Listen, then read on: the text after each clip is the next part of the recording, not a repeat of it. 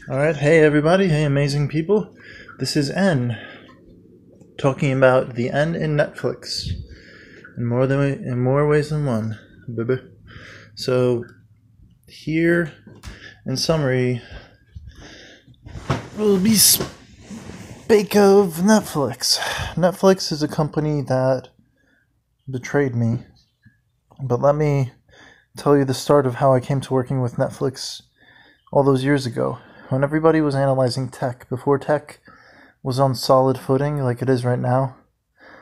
For example, Apple, Amazon, Microsoft, Google, aka Alphabet. You're welcome, Google. Nobody thinks those companies are bubbles or going under or anything else like that. Most of the game with that is anticipation. If you're one of the day traders, will it end on a high note, low note, blah, blah, blah, all this stuff. So for me, Netflix, I analyzed it. I analyzed TV. I analyzed cable. I analyzed pricings. I just went through this. I just had extra time. I was out of work in between jobs, and I had a computer connected to the internet, basically. So with Netflix, I wasn't the only one who thought it was overpriced. It was a bubble about 7-8 years ago. About 5 to 7 years ago, more specifically.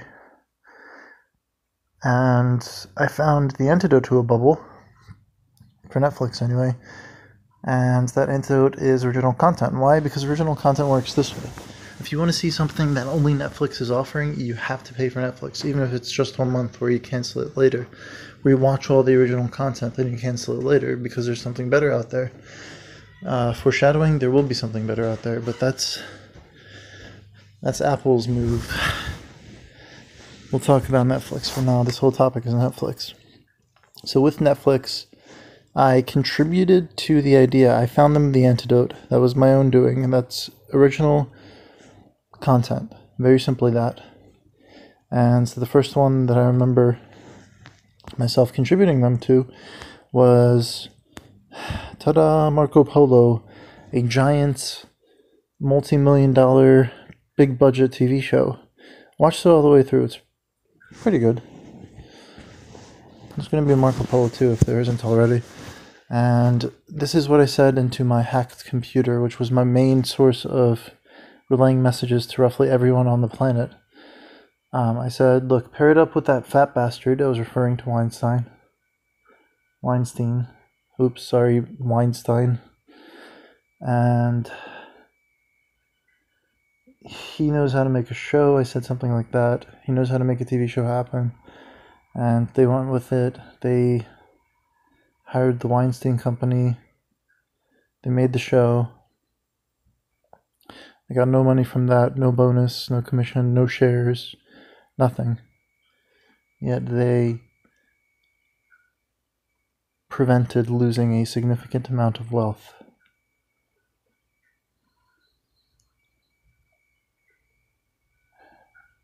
How unfair is that?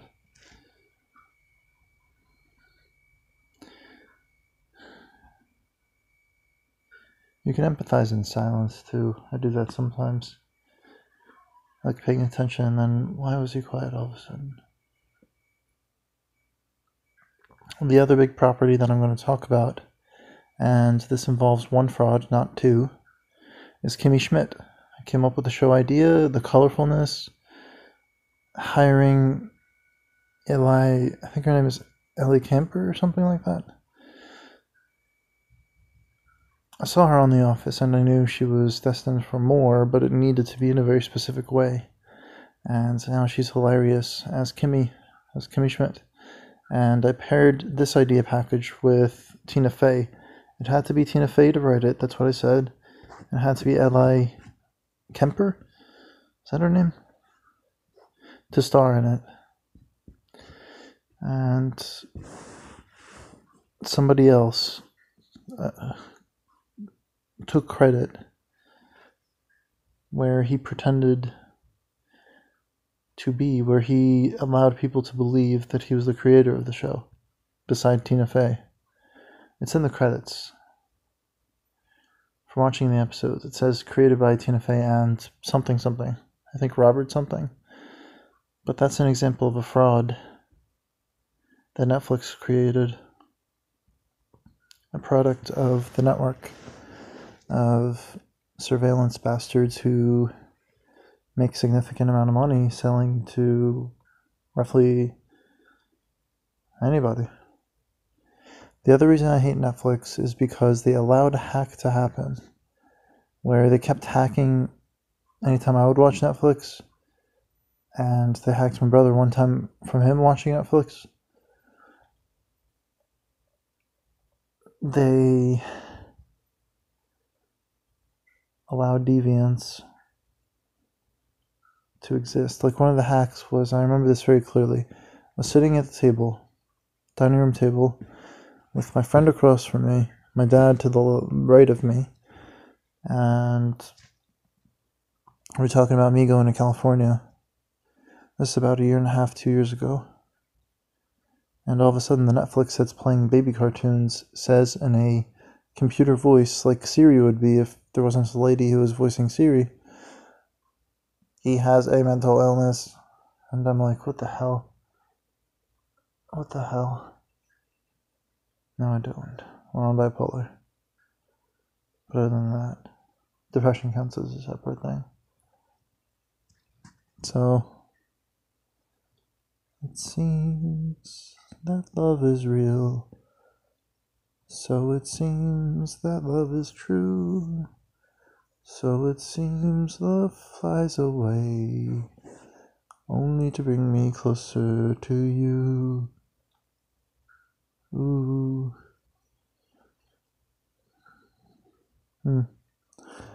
So, basically, not only did they take the position that the other companies took, which is no response, they're using character damage, character assassination, and frankly character fabrication to imply that I'm somehow incapable of creating so many things. That's not only not fair, that's ignorantly stupid to think that way. Do you live in ignorance of everybody who saves your company's ass?